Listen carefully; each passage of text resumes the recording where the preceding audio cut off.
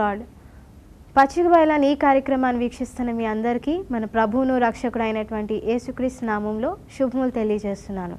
ఈ ప్రోగ్రామ్ని ప్రతి వారం చూడండి, దైవాశీర్వాదాలు పొందుకోండి.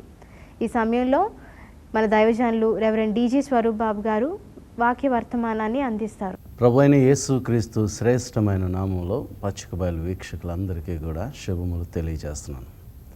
దేవుని యొక్క మహాకృపను బట్టి మరొకసారి మీతో కలిసి మన దేవుణ్ణి ఘనపరచడానికి, స్తుతించి ఆరాధించడానికి, ఆయన శ్రేష్టమైన వాక్యం ద్వారా మన శారీరక, ఆధ్యాత్మిక, మానసిక స్థితిని బలపరుచుకోవడానికి దేవుడు అనుగ్రహించిన ఈ పచ్చిక బయలు అనే కార్యక్రమానికి మిమ్మల్ని అందరినీ ప్రేమతో ఆహ్వానిస్తూ ఉన్నాను. బాగున్నారా? దేవుని బిడ్డారా, దేవుని యొక్క వాక్యాన్ని మనందరం కూడా ధ్యానం చేద్దాం. ఈ దినాన్ని మత్తయి సువార్త 9వ అధ్యాయము 18వ వచనములో ఒక మంచి మాట కనబడుతుంది. 10వ వచనము నుండి 31వ వచనం వరకు తర్వాత చదవండి. కానీ ఆ భాగంలో 18వ వచనంలో ఒక మంచి మాట కనబడుతుంది. ఆయన ఈ మాటలు వారితో చెప్పుచుండగా, ఇదిగో ఒక అధికారి వచ్చి ఆయనకు మ్రొక్కి, నా కుమార్తె ఇప్పుడే చనిపోయినది, అయినను నీవు వచ్చి నీ చెయ్యి ఆమె మీద ఉంచుము, ఆమె బ్రతుకునెను. ప్రార్థన చేసుకుందాం. మహాపరిశుద్ధుడైన మా ప్రియ పరలోకపు తండ్రి, నీ ఘనమైన నామానికి వేలాది స్తుతులు, స్తోత్రాలు, వందనాలు చెల్లిస్తున్నాను. నీ ప్రియకుమారుడైన యేసుక్రీస్తు శ్రేష్టమైన నామంలో దేవ, మీరు అనుగ్రహించిన ఈ సమయాన్ని బట్టి నీకు వందనాలు. నీవు ఇచ్చిన ఈ వాక్యాన్ని ధ్యానం చేయించు ఉంటుండగా నా నోటి మాటలు వీక్షిస్తున్న ప్రతి ఒక్కరి హృదయ ధ్యానాలు నీ దృష్టికి అంగీకార యోగ్యముగా ఉండునట్లు నీ పరిశుద్ధాత్మ సహాయాన్ని మా అందరికీ దయచేసి మహిమ పొందమని క్రీస్తు పేరటి ప్రార్థన అడిగి వేడుకుంటున్నాను తండ్రి.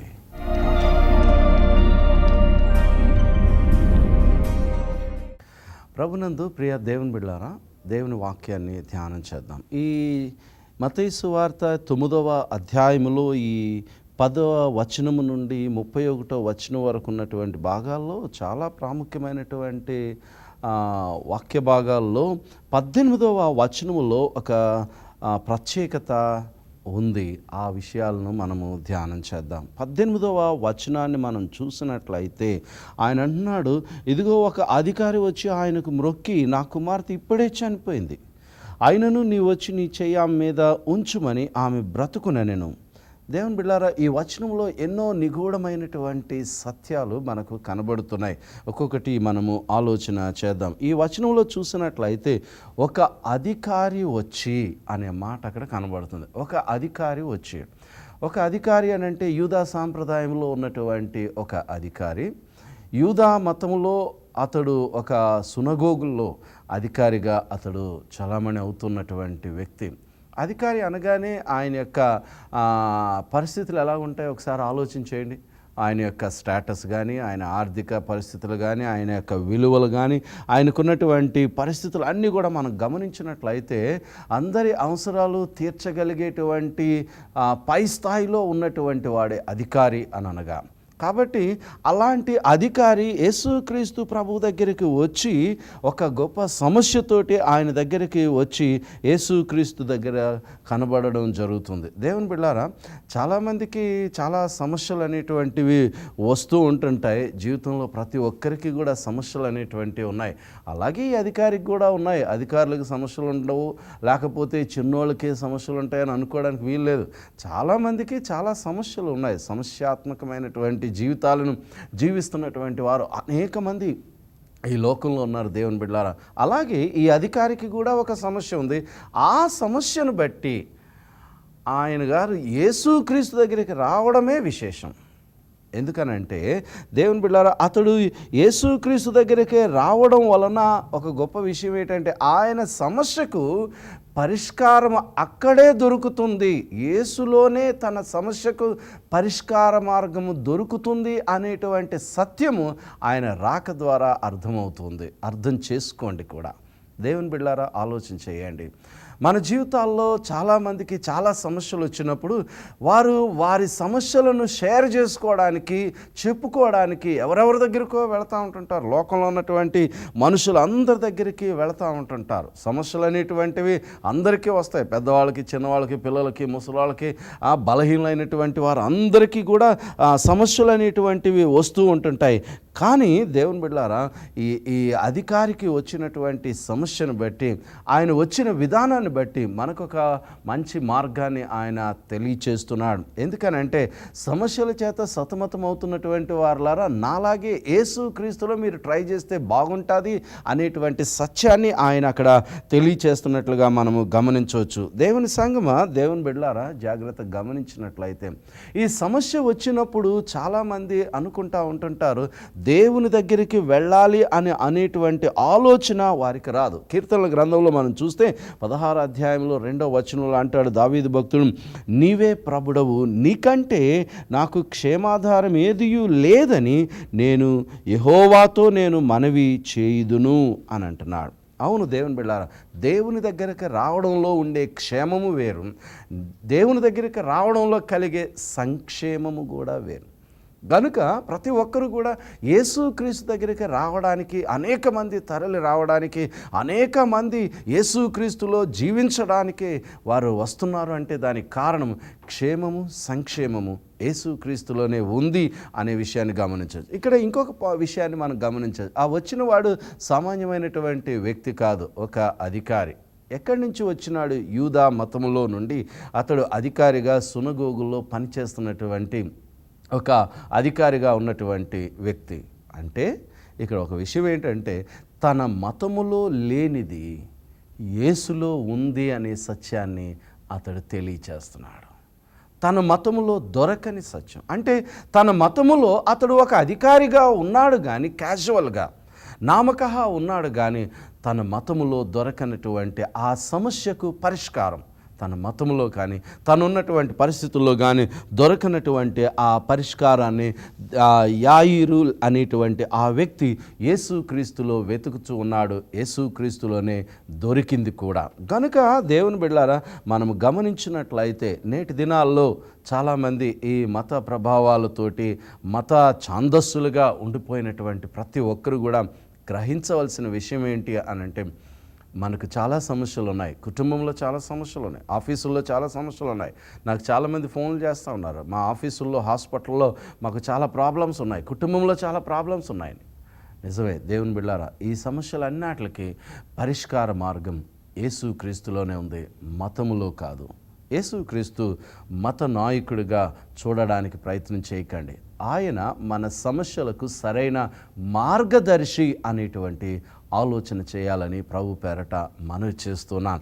రెండవదిగా మనము గమనించినట్లయితే దేవుని బిడ్డలారా, ఈ వాక్య భాగాన్ని మరొక విషయాన్ని మనం గమనించినట్లయితే 18వ వచనములోనే మరొక విషయాన్ని గమనిస్తే, అతడు యేసు దగ్గరకు వచ్చి ఏం చేసినాడు అనంటే, అతడు యేసు దగ్గరకు వచ్చి మ్రొక్కి, అతడు యేసు దగ్గరకు వచ్చి ఆయనకు మ్రొక్కి అనేటువంటి మాటకు గ్రీకు భాషలో చూసినట్లయితే సాష్టాంగపడి అనే విషయాన్ని అక్కడ గమనించవచ్చు. సాష్టాంగపడ్డాడు. ఒక అధికారి యేసుక్రీస్తు దగ్గరకు వచ్చి సాష్టాంగపడవలసినటువంటి అవసరత ఏంటి? దేవుని బిడ్డలారా, బాధ్యత కలిగిన నాన్న, బాధ్యత కలిగిన తండ్రిగా తన బిడ్డను బ్రతికించుకోవడానికి అతను ఉన్న స్థితిని విడిచిపెడితేనే కానీ తాను ప్రయోజనం పొందలేను అనేటువంటి జ్ఞానాన్ని అతడు ఆపాదించుకొని యేసు దగ్గరికి వచ్చి అతడు మ్రొక్కినాడు. యేసుకు మ్రొక్కినాడు, సాష్టాంగపడ్డాడు అని అంటే, నేను నిస్సహాయ స్థితిలో ఉండిపోయాను, నాకు సహాయం చేయండి అనేటువంటి విషయం అక్కడ కనబడుతుంది. అంటే యేసు నన్ను నేను నీ సహాయము కొరకు సంపూర్ణంగా సమర్పించుకుంటున్నాను అనేటువంటి అర్థము దానిలో ఇమిడి ఉంది. దేవుని బిడ్డలారా, దేవుని సహాయాన్ని పొందాలని ఒకవేళ మనం కానీ ఆలోచన చేస్తుంటే, మీరు కానీ ఆలోచన చేస్తుంటే ఈ విషయాన్ని గమనించాలని మనవి చేస్తున్నాను. యేసు దగ్గరకు వచ్చి ఊరికనే యేసు ప్రభువా నువ్వేదో సహాయాలు చేస్తావంట కదా, నిన్ను నమ్ముకుంటే ఏదో మేలు కలుగుతా, అది కాదు. ఆ ప్రయత్నాలు మానేయండి. దేవుని బిడ్డలారా, యేసు దగ్గరకు వచ్చి నువ్వు సాష్టాంగపడి యేసుకు మ్రొక్కాలి అంటే దాని అర్థం నిన్ను నువ్వు సంపూర్ణంగా సజీవయాగంగా నిన్ను నువ్వు సమర్పించుకోగలిగినప్పుడు దేవుని యొక్క సహాయం నీకు తప్పకుండా దొరుకుతుంది అనే విషయాన్ని నీకు ప్రభు పక్షంగా తెలియచేస్తున్నాను. కాబట్టి ఇక్కడ ఉన్నటువంటి వింటున్న టీవీ ముందు కూర్చుని దేవుని వాక్యాన్ని వింటున్నటువంటి వారులారా, మీలో ఉన్నటువంటి సమస్యాత్మకమైన విషయాలను పరిశీలన చేసుకున్నట్లయితే ఇంకా మన కుటుంబాల్లో, మన జీవితాల్లో, మన బిడ్డల గురించి కానీ, లేకపోతే భర్త భార్య పరిస్థితుల గురించి కానీ, లేదా జీవిత విధాన వైఖరి విషయంలో కానీ నీవు సమస్య ఎదుర్కొంటున్నావా? అలాంటి సమస్యలు ఎదుర్కొంటున్నట్లయితే ఉండడానికి కారణం ఏంటి ఆలోచన చేస్తే నిన్ను నువ్వు సంపూర్ణంగా సమర్పించుకోకపోవడమే, నిన్ను నువ్వు సంపూర్ణంగా దేవుని చేతుల్లోనికి వెళ్ళకపోవడమే, దేవునికి నిన్ను నువ్వు అప్పగించుకోకపోవడమే. గనుక ఈ క్షణములోనే మిమ్మల్ని మీరు దేవునికి అప్పగించుకోండి, దేవునికి సమర్పించుకోండి, దేవునికి మీ జీవితాన్ని సమర్పించుకోవాలని ప్రభు పేరట మనవి చేస్తున్నాను. కనుక దేవుని బిడ్డలారా, ఈ 18వ వచనంలో ఎంత భావగర్భితమైనటువంటి విషయాలు అందులో దాగి ఉన్నాయో యాయీరు కుమార్తెను స్వస్థత ద్వారా గమనించినట్లయితే అతడు సమర్పించుకున్నాడు. తర్వాత భాగంలో మరొక విషయాన్ని అందులోనే చూసినట్లయితే అతడు చెప్తున్నటువంటి విషయం ఏంటి అని అంటే, నా కుమార్తె ఇప్పుడే చనిపోయింది, నా కుమార్తె ఇప్పుడే చనిపోయింది. నిజం దేవుని బిడ్డలారా, ఒక కూతురు చనిపోయింది అనంటే చదువుకోవడం అనే భావనతో కాకుండా కూతురు కలిగిన తండ్రిగా ఒకసారి ఆలోచన చేయండి. ఆ తండ్రి మనస్సు ఎంత విలవిల్లాడిపోతుందో ఒకసారి ఆలోచన చేయండి. దేవుని బిడ్డలారా, కొట్టుమిట్లు ఆడిపోయినాడు.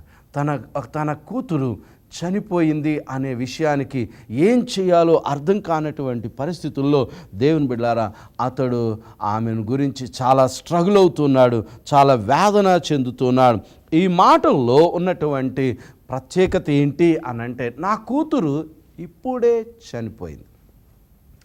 అయినను అనే మాటను అక్కడ వాడుతున్నాడు. అయినను అంటే ఏమైనను చనిపోయింది. ఎవరైనా సరే ఏదైనా ప్రయత్నం చేస్తే మరియ మార్తల లాజరు విషయాల్లో వారు చెప్పిన మాట ఏంటంటే, నీవు ఇక్కడ ఉండిన ఎడల నా సహోదరుడు చావకుండును అంటే వాళ్ళ యొక్క అర్థం ఏంటి, దాని యొక్క ఉద్దేశం ఏంటి అని అంటే, ఏదైనా బ్రతికుండగానే ఏ ప్రయత్నం చేసినా పూర్తిగా ప్రాణం పోయిన తర్వాతే చేసే ప్రయత్నం ఏమీ లేదు కదా అని దాని అర్థం. కానీ యాయీరు చెప్పేటువంటి ఈ మాటను మనం గమనించినట్లయితే, నా కూతురు ఇప్పుడే చనిపోయింది, అయినను ఆ విషయాన్ని ఏమని అంటున్నాడు చూడండి.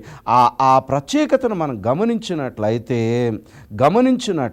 దేవుని బిడ్డలారా, యేసుక్రీస్తు దగ్గరికి వచ్చినప్పుడు చనిపోయినను జరగదు అని అనుకున్నప్పటికీ కూడా ఆయనలో సాధ్యమవుతుంది. నీవు నీ చెయ్యి తాకితే, లేకపోతే నీ దృష్టిలోనికి ఆ పరిస్థితి వస్తే, ఈ సమస్య నీ యొక్క పరిగణలోనికి మేము తీసుకుని రాగలిగితే ఖచ్చితంగా దానికి జవాబు దొరుకుతుంది. అది చచ్చిపోయినా పర్వాలా, అది ఇంకా అనవసరం అండి అని అనిపించినా సరే నీ దగ్గర ఆ జవాబు ఉంది అనేటువంటి విషయాన్ని అక్కడ తెలియచేస్తున్నాడు. అంటే దేవుని బిడ్డలారా గమనించండి, అతడు యూదామత అధికారి అయి ఉండి యూదామత సంబంధమైనటువంటి లేఖన భాగాలన్నీ చదువుతూ యేసుక్రీస్తును ఏ రీతిగా అర్థం చేసుకున్నాడు అనంటే, యేసుక్రీస్తుని ఏ రీతిగా చనిపోయినను సరే యేసుకు అసాధ్యమైందంటూ ఏమీ లేదు.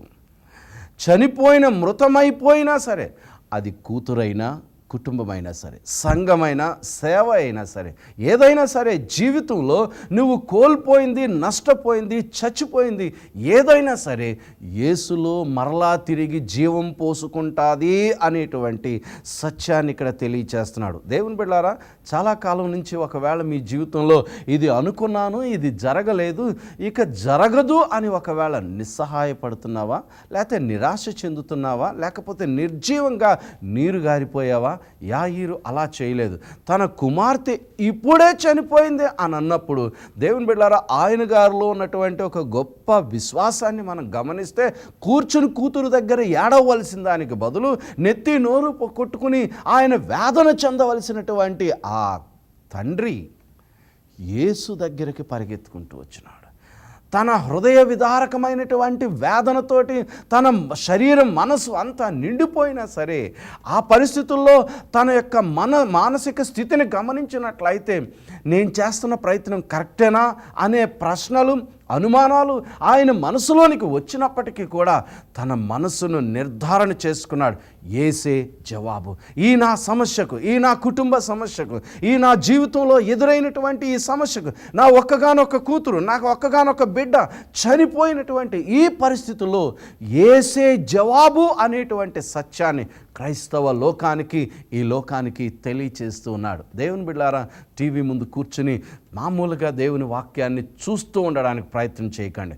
చూడడానికి కాదు, టీవీని గ్రహించడానికి ప్రయత్నం చేయండి. దేవుని వాక్యంలో ఉన్నటువంటి సత్యాలను మనము గ్రహించగలిగే స్థితిలోనికి మనము రావాలని ప్రభు పేరట మనవి చేస్తున్నాను. కనుక దేవుని బిడ్డలారా, ఈ 3వ అంశముగా మనం చూసినట్లయితే యాయీరు ఆయన యొక్క వైఖరిని బట్టి ఎంత గడ్డు సమస్య అయినా యేసు దగ్గర జీవం పోసుకుంటుంది అనేటువంటి సత్యాన్ని అక్కడ తెలియచేస్తున్నాడు. కాబట్టి మనము ఏ విషయాన్ని తేలిగ్గా వదిలేయక్కర్లేదు.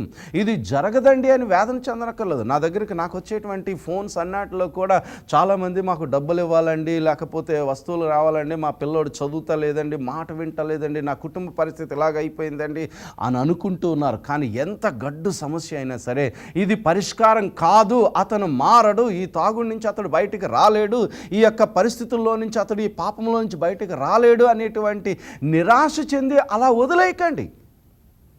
యేసుతో యాయీరు చెప్పినట్లుగా మనం కూడా చెప్పగలిగితే మంచిది. ప్రియమైన దేవుని బిడ్డలారా, ఆలోచించేయండి. తండ్రులారా, ఒక విషయాన్ని మీరు ఈ సమయంలో గమనించాలని మనవి చేస్తాను. ఒకవేళ నీవు తాగుబోతు అయి ఉన్నట్లయితే, నీ కూతురు ఇప్పుడే చనిపోయింది అని అనుకున్నప్పుడు నీవు ఏ పరిస్థితుల్లో నీ కూతుర్ని బ్రతికించుకోగలవా? దేవుని సంఘంతో, క్రీస్తుతో నీకు సంబంధం లేకపోయినట్లయితే, యేసు నీకు తెలియకపోయినట్లయితే నీ కూతురు బ్రతికుండేదా? నీ బిడ్డ బ్రతికుండేదా? ఆలోచన చేయండి.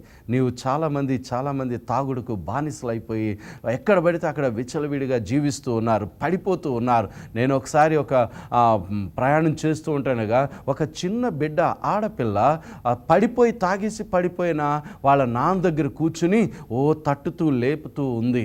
నాన్న దగ్గర కూర్చుని నానా లే నానా అని ఎంతో ఏడుస్తూ ఉంది. ఆలోచన చేయండి. ఒకవేళ ఆ పిల్ల చిన్న పిల్ల అయింది, వయసులో ఉన్న పిల్ల అయితే, నీవు లేవలేని పరిస్థితుల్లో ఉంటే ఆ పిల్ల జీవితం ఏమైపోద్దో ఒకసారి. మీ తాగుడు వల్ల, మీ సుఖం వల్ల, మీ ప్రయోజనాల వల్ల ఎంతమంది నీ కూతుళ్ళు బలైపోతున్నారో, పాడైపోతున్నారో, పతనమైపోతున్నారో, చచ్చిపోతున్నారో ఆలోచించేయండి. బాధ్యత లేని తండ్రులుగా, తల్లులుగా మనం జీవిస్తే గనక కుటుంబాలు సర్వనాశనం అయిపోతాయనే విషయాన్ని గమనించండి. బాధ్యత కలిగిన, ఈ మధ్యకాలంలో మీరు ఫాదర్స్ డే చేసుకుని ఉండుంటారు. మీ పిల్లలు మీకు హ్యాపీ ఫాదర్స్ డే అని వారు మంచి మాటలతోటి ఐ లవ్ యూ నానా అని ఒకవేళ నీకు ఒక మంచి ముద్దు పెట్టడం ద్వారా నీలో నీ బాధ్యతను మరలా వారు జ్ఞాపకం చేస్తున్నారేమో గమనించండి. యాయీరు ఒక బాధ్యత కలిగిన తండ్రిగా యేసు కాళ్ళ మీద తన కూతుర్ని బ్రతికించుకోవడానికి తన అధికారాన్ని, పదవిని, తన హోదాని, తనకున్నటువంటి ఆ స్టేటస్ని అంతటిని కూడా విడిచిపెట్టి యేసు దగ్గర సాగిలపడిపోయాడంటే, దేవుని బిడ్డలారా, ఎంత మంచి తండ్రి. నీవు కూడా ఒక మంచి తండ్రిగా ఉండాలి. నీ బిడ్డల విషయాల్లో ఒక మంచి తండ్రిగా నీవు కూడా జీవించగలిగినటువంటి పరిస్థితిలోనికి రావాలని మనవి చేస్తున్నాను. దేవుని బిడ్డలారా, మరొక విషయాన్ని ఆలోచించేద్దాం. ఇదే వచనంలో మనం చూసినట్లయితే యేసు ప్రభు దగ్గరికి వచ్చి ఆయన అంటున్నాడు, ఏమని అంటున్నాడు? అయినను నీవు వచ్చి నీ చేయి ఆమె మీద ఉంచితే చాలు, నా కూతురు బ్రతుకుతాది అని అంటున్నాడు. చూడండి ఆ మాట చూడండి.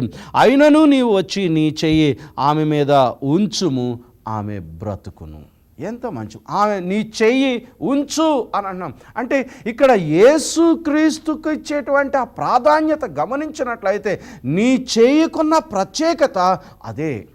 అప్పుడప్పుడు మా సంఘంలో చాలామంది ఉంటుంటారు, అయ్యగారండి ప్రార్థన చేయండి అని అంటారు, వస్తుంటారు, ప్రార్థన చేసిన కొంచెం చెయ్యించి ప్రార్థన చేయండి అంటుంటారు. నేను అప్పుడప్పుడు అనుకుంటా ఉంటుంటాను, చెయ్యించి ప్రార్థన చేయకపోతే కుదరదా అని అనుకుంటుంటాను. కానీ ఇక్కడ యాయీరు అన్నాడు, నీ చెయ్యి ఉంచితే చాలు, నా కూతురు బ్రతుకుతాది అని అన్నాడు. ఏంటి ఆ చేయకున్న ప్రత్యేకత? నిజమే దేవుని బిడ్డలారా, దేవుని హస్తము చాలా ప్రాముఖ్యమైన హస్తం. అదేంటి అని అంటే, దేవుడు ఆదికాండంలో మనం చూసినట్ల మన పోలిక చొప్పున నరులను చేయుదము అని అనుకున్నాం. ఏదైనా ఒకటి క్రియేట్ చేసేటప్పుడు పెన్నుతో కానీ పెన్సిల్తో కానీ ఏదైనా ఒక ఇన్స్ట్రుమెంట్తో కానీ క్రియేట్ చేసి సృష్టించేటప్పుడు చేతితోటే చేస్తారు కానీ కాళ్ళతోటి వాటితోటి చేయరు. కానీ దేవుని బిడ్డలారా, దేవుడు మనలను సృష్టించిన చేతులు ఇవి. ఆయన చేతులు మనల్ని సృష్టించిన చేతులు. అందుకనే నీవు చేసిన చేతులు, నీవు నిర్మించిన మనుషులు. దేవుని బిడ్డలారా, కారు పాడైంది అనుకోండి, సైకిల్ మెకానిక్ దగ్గర తీసుకెళ్తే అవుతుందా? కారు రిపేర్ అవుతుందా? లేకపోతే ఇంకొకటి ఎవరి దగ్గరకు తీసుకుని వెళ్తే అవుతుందా? కారును తయారు చేసిన వాని దగ్గరికి తీసుకుని వెళ్తేనే, ఆ కంపెనీకి, ఆ షోరూమ్కి తీసుకుని వెళ్తేనే ఆ ప్రాబ్లంను కరెక్ట్గా రెక్టిఫై చేయగలుగుతాడు. యాయీరు చేసేటువంటి పని ఏంటని, మీ చెయ్యి వేస్తే చాలు, నిస్సత్తువుగా చనిపోయినటువంటి ఆమె మరలా బ్రతుకుతుంది అని చెప్పగలుగుతున్నాడు. దేవుని బిడ్డలారా, ఆయన చేతులు చాలా గొప్ప చేతులు, అనేక మందిని తాకిన చేతులు. నాకు ఇష్టమే, నువ్వు శుద్ధుడవు కమ్ము, నీవు లేచి నీ పరుపెత్తుకుని నడువు అని చేతులు చాచి వారికి దీవించిన చేతులు. చాలామంది చిన్నపిల్లలను తీసుకుని వచ్చిన, అయ్యా మా బిడ్డలను దీవించండి అన్నప్పుడు దీవించిన చేతులు, ఈ సర్వాన్ని సృష్టించిన చేతులు.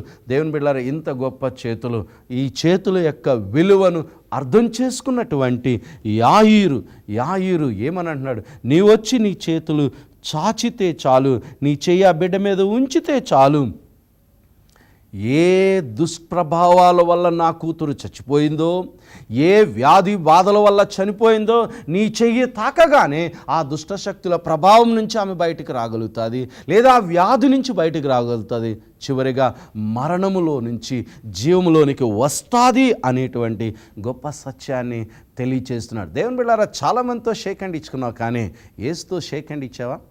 చాలామందితో చేతులు కలుపుకున్నావు, నీ లావాదేవీలు కలుపుకోవడానికి. ఓకే, ఇక నుంచి మన ఇద్దరం పార్ట్నర్సము అని చెప్పేసి నీవు చాలామందికి చేతులు ఇచ్చావు, కానీ యేసుతో చేతులు కలిపితే నువ్వు బ్రతుకుతావు.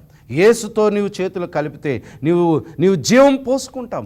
యేసు చేతులు నిన్ను తాకితే ఆయనలో ఉన్న ప్రభావం అంతా నీలోనికి, నీ కుటుంబంలోనికి వచ్చి నీ కుటుంబం సజీవంగా క్షేమంగా ఈ లోకంలో ఉండేటువంటి పరిస్థితులు వస్తాయనే విషయాన్ని తెలియచేస్తున్నాను. గమనించండి, దేవుని యొక్క వాక్యాన్ని గమనించండి. సో దేవుని బిడ్డలారా, యేసు క్రీస్తు ప్రభువుని ఆ రీతిగా వేడుకున్నాడు. 19వ వచనంలో ఒక మాట కనబడుతుంది. 19లో యేసు లేచి అతని వెంట వెళ్ళెను అనుంది. 19వ వచనాన్ని మనం గమనించినట్లయితే ఈ వచనాన్ని కూడా మనం ధ్యానం చేద్దాం. ఎందుకు యేసు వెళ్ళాడు? ఓ మాట చెప్పచ్చు కదా, మంచిదయ్యా, నీ విశ్వాసం గొప్పది, నీ వెళ్ళు, నీ కూతురు బ్రతుకుతుంది అని ఓ మాట చెప్పేస్తే సరిపోయేది కదా, పరిగెత్తుకుంటూ పారిపోయేవాడు కదా. దేవుని యొక్క మనసును అర్థం చేసుకోండి. కూతురు చనిపోయినటువంటి ఆ బాధలో తండ్రి యొక్క మనసు ఎలాగుంటుంది అని అంటే, ఎంత వికలమైపోయి ఉంటుందో, ఎంత వేదన చెందిపోయి మతి స్థిమితం లేకుండా ఉంటాడో. ఒకసారి నా కూతురు చిన్నప్పుడు, నేను ఒక ప్రార్థనకు వెళ్ళడానికి రెడీ అవుతూ ఉంటాను, ఒక ఊరు ప్రయాణానికి, సడన్గా జ్వరం వచ్చి, ఆ రాత్రి మీద జ్వరం వచ్చి ఉదయానికి కాస్త ఫిట్స్ లాగా వచ్చినట్టు అనిపించితే గందరగోళం అయిపోయి డాక్టర్ దగ్గరికి పరుగులు పెట్టేసి బండి మీద కూర్చోబెట్టుకుని ఎంత స్పీడ్ వెళ్ళానో. నా కూతురు నాకు అంత ఇష్టం కనుక, ప్రతి తండ్రికి తన కూతురు అంటే అంత ఇష్టం కనుక, అలాంటి కూతుర్లు ప్రాణం పోతే ఆ తండ్రి ఏమైపోతాడండి? పిచ్చోడైపోతాడు. ఇలాంటి పరిస్థితుల్లో అతడు రోడ్డు అంటే ఎలాగ వెళ్తాడు? ఏ దారిలో ఎలాగ ప్రయాణం చేస్తాడు? ఇది ఎరిగిన మనసు అతని ఆత్మను బలపరచడానికి, అతని హృదయాన్ని స్థిరపరచడానికి, పద నేను కూడా వస్తాను, ధైర్యపరుస్తున్నాడు. నేను కూడా నీతోటి వస్తాను, ప్రభు నువ్వు వచ్చి అని అనగానే, ప్రభు మాట సెలవివ్వకుండా నేను రావక్కర్లొద్దయ్యా అని అనకుండా యేసు ఆయనతో వెళ్ళడానికి కారణం ఏంటంటే, ఆయనను వారిని ఆదరిస్తూ ఉన్నాడు. వారిని తాకి వారిని బలపరుస్తూ, వారిలో నిండిపోయిన ఆందోళనలో నుండి వారిని బయటికి తీసుకుని వస్తున్నాడు. 25వ వచనాన్ని మనం చూస్తే, ఆ ఇంటికి వెళ్ళగానే అందరూ హేళన చేస్తూ ఉన్నారు. మీరందరూ తప్పుకోండి, ఆ చిన్నది నిద్రిస్తుంది కానీ చనిపోలేదు అని యేసు ప్రభు రాగానే అందరికీ హేళన అయిపోయింది. ఈ రోజున యేసు ప్రభు అంటే చాలామందికి హేళన అయిపోయింది. దేవుని బిడ్డలారా, చాలా అవమానకరంగా చూస్తున్నారు. యేసుని గురించి అవమానకరంగా మాట్లాడుకుంటూ ఉన్నారు. ఈ మధ్య నేను ఒక సంఘం దగ్గర పోలీసులు కాపలా ఉంటున్నారు. ఆ సంఘం దగ్గర పోలీసు వాళ్ళు మాట్లాడుకుంటున్న మాటలను చూస్తే హేళనగా హల్లెలూయా హల్లెలూయా అంటూ వాళ్ళు హేళన చేస్తూ ఉన్నారు. నిజం దేవుని బిడ్డ. కానీ ఆ హేళన చేయబడుతున్న యేసు నిన్ను బ్రతికించేవాడు, నీ కుటుంబాన్ని బ్రతికించేవాడు అనే విషయాన్ని జ్ఞాపకం చేసుకోండి. హేళన చేస్తూ ఉన్నటువంటి ఆ జనాంగాన్ని తప్పించుకుంటూ అక్కడికి వెళ్ళి, చిన్నదానా లే అని అనగానే ఆ చిన్నది లేచింది. యేసు ప్రభు అంటున్నాడు, ఎవరైనా నా ద్వారా తప్ప ఎవరునూ తండ్రి యొద్దకు చేరలేరు. ఆయనకి తెలుసు ఆ బిడ్డ చనిపోవడం, కానీ ఒక తండ్రి ప్రాధేయపడిన ఆ ప్రార్థన, ఒక కుటుంబంలో జరిగిన వేదన, వారి ఏడుపు అంతా చూసి యేసు వారిని ఆదరించాడు, ఆ చిన్నదానిని బ్రతికించాడు. అంటే యేసులో జీవం ఉంది, ఆ జీవం మనుషులకు వెలుగయ్యింది, జీవం పోసి మనలను బలపరిచేవాడు. గనుక యూదా మతములో కానీ ఇతర మతాల్లో కానీ లేని శక్తి యేసులోనే ఉంది. గనుక యేసు దగ్గరికి రండి, మిమ్మల్ని మీరు బ్రతికించుకోండి, మీ వ్యాపారాలను బ్రతికించుకోండి, మీ కుటుంబాలను, మీ బిడ్డలను బ్రతికించుకోండి, సరైనటువంటి శ్రేష్టమైన బిడ్డలుగా ఉండడానికి మీ సంఘాలను బ్రతికించుకోండి, మీ కుటుంబాలను బ్రతికించుకోండి. ఏదైతే చచ్చిపోయింది అని అనుకుంటున్నారో దానిని బ్రతికించుకోండి దేవునిని ప్రార్థించడం ద్వారా. ఆ ప్రయత్నం చేద్దామా? తలలు వంచండి, ప్రార్థన చేసుకుందాం. మహాపరిశుద్ధుడైన మా తండ్రి, మా దేవ, మా ప్రభువా, నీకు వందనాలు. యాయీరు తన కుమార్తెను బ్రతికించుకోవడానికి ఏ ప్రయత్నం అయితే చేసి యేసుని వేడుకుని మా ప్రభువా ఆయన తన కుమార్తెను బ్రతికించుకున్నాడు. మా కుటుంబాల్లో టీవీ ముందు కూర్చున్న వారి జీవితాల్లో ఎన్నో మా ప్రభువా మరి అస్తవ్యస్తమైన పరిస్థితులు, సమస్యలు వారి జీవితాల్లో ఉన్నాయి. వాటి నుంచి వారి జీవం పోసుకునేటట్లుగా ఇప్పుడే వారితో మీరు మాట్లాడినందుకు మీకు వందనాలు. ఆ బిడ్డ ఇప్పుడే చనిపోయింది, టీవీ ముందు కూర్చున్న వారితోటి ఇప్పుడే మీరు మాట్లాడినందుకు మీకు వందనాలు.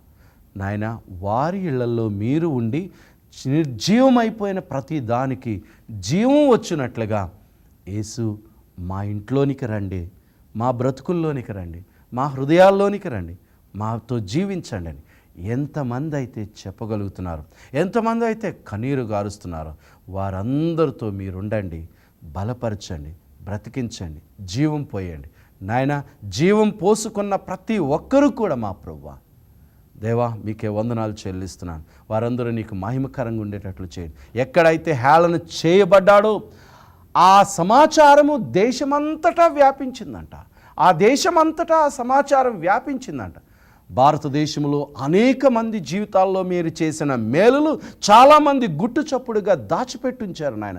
టీవీ ముందు కూర్చున్నటువంటి వారు కూడా సాక్షార్థమైన జీవితాన్ని జీవించకుండా యేసు మా బిడ్డలను బ్రతికించాడు, యేసు నాకు ఈ ఉద్యోగం ఇచ్చాడు, యేసు నా వ్యాపారాన్ని డెవలప్ చేశాడు, యేసు దయ వలన నేను ఈ రీతిగా ఉన్నానని సాక్ష్యం చెప్పి ఈ భారతదేశంలో దేవునికి మహిమ కలిగించాలనేటువంటి ఆలోచన వారి హృదయాల్లోనికి రాకుండా ఈ యుగ సంబంధమైన దేవత వారి అంతరంగాలకు, వారి మనోనేత్రాలకు గ్రుడ్డితనం కలిగించింది. వాటి నుంచి కూడా వారికి విడుదల దయచేసి మీ నామానికి కీర్తి ప్రతిష్టలు తెచ్చుకోమని, ప్రతి ఒక్కరి మీద నీ ఆత్మ నుంచమని, ప్రతి ఒక్కరిని బలపరచమని క్రీస్తు పేరిట ప్రార్థన అడిగి వేడుకుంటున్నాను తండ్రి, ఆమేన్. మన పరమ తండ్రి అయిన దేవుని యొక్క ప్రేమ, ప్రభు రక్షకుడైన యేసు క్రీస్తు యొక్క కృప, పరిశుద్ధాత్మ యొక్క అన్యోన్య సహవాసం, సమాధానము, శాంతి సదా మనందరికీ తోడైండి కాపాడును గాక. ఆమేన్. ప్రభునందు ప్రియ దేవుని బిడ్డలారా, దేవుని వాక్యాన్ని వింటున్నారు కదా, మీరు నిజంగా బలపరచబడుతున్నట్లయితే, ఆశీర్వదించబడుతున్నట్లయితే మాకు ఫోన్ చేయండి. మీ కొరకు మేము ప్రార్థన చేయాలని మీరు అనుకుంటున్నట్లయితే మీ ప్రార్థనా అంశాలు ఒక చిన్న కార్డు మీద రాసి పోస్ట్ చేయండి. మా అడ్రస్ టీవీ స్క్రీన్ మీద కనబడుతుంది కదా, ఈ అడ్రస్కి మీరు మీ ఉత్తరాలు రాయండి. మేము దాన్ని బట్టి నిత్యము మీ కొరకు మేము ప్రార్థన చేస్తామని తెలియచేస్తున్నాం. మీరు బలపరచబడుతున్నట్లయితే ఈ పరిచర్య బలపరచబడ్డానికి మీరు కూడా మాతో సహకరించాలని ప్రభు పేరట మిమ్మల్ని ప్రేమతో ఆహ్వానిస్తున్నాం. వచ్చే వారం మరలా కలుసుకుందాం. అంతవరకు దేవుని మీకు తోడైండి కాపాడును గాక. ఆమేన్. God bless you.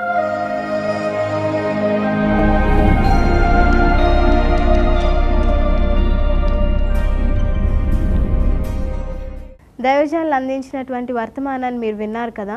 మరి మీరు పొందుకున్నటువంటి ఆశీర్వాదాలను, మీ ప్రార్థన అవసరాలను మాకు తెలియజేయడానికి ఇష్టపడినట్లయితే వెంటనే మీరు మమ్మల్ని సంప్రదించండి. మా చిరునామా